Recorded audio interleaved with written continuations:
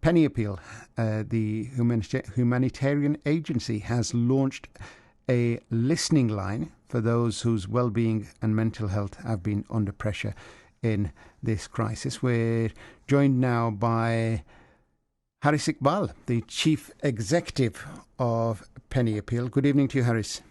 Good evening. Thank you for having me. What's the thinking then behind this service? Well, I think, as you say, there are people who are experiencing immense difficulty as a result of COVID-19. People generally are feeling very confused, very concerned.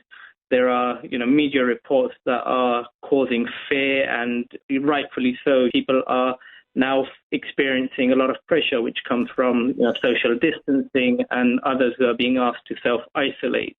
So the helpline and the listening service is there to try and assist people during these challenges and to help them with coping mechanisms when it comes to stress and anxiety.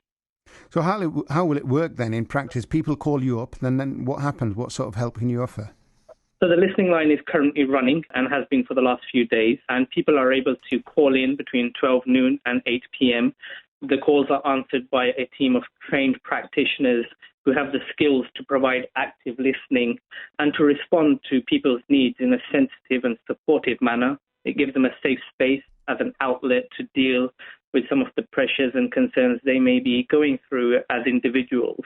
I think what's really important to bear in mind is there are people who are from older communities that already are experiencing loneliness well before COVID-19. And agencies like Age UK will report that to be a silent killer. And so this service is there now to provide assistance to people who've now had disruption in their daily routines and lives, to provide that critical intervention.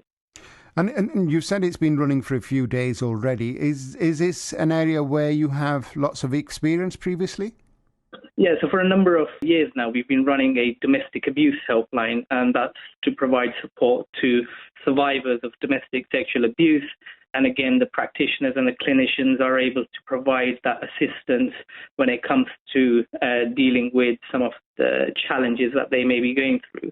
And so Penny Appeal has, over a number of years, a track record of providing clinical support when it comes to mental health and well-being. We also run a domestic and sexual abuse counselling service, Pan West London, and in the Wakefield district up north. So we've been able to lend that expertise from our teams to run this provision at a time when it's desperately needed.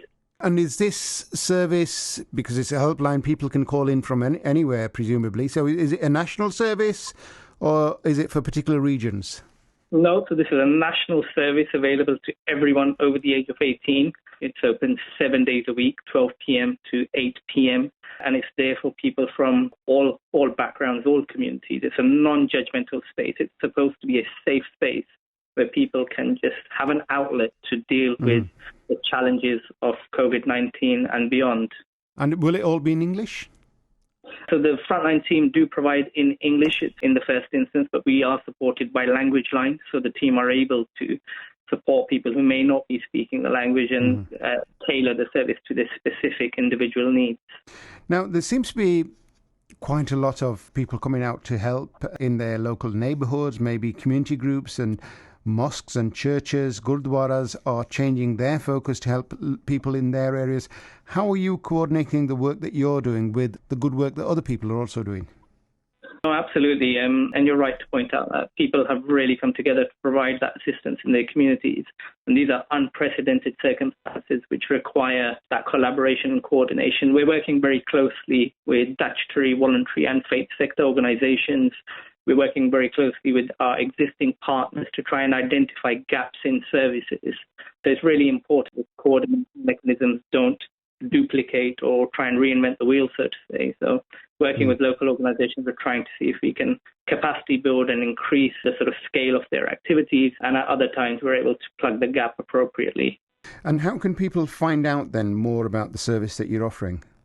I'd invite people to visit our website, which is PennyAppeal.org, otherwise to call the helpline directly, and they can benefit from the support service available to them.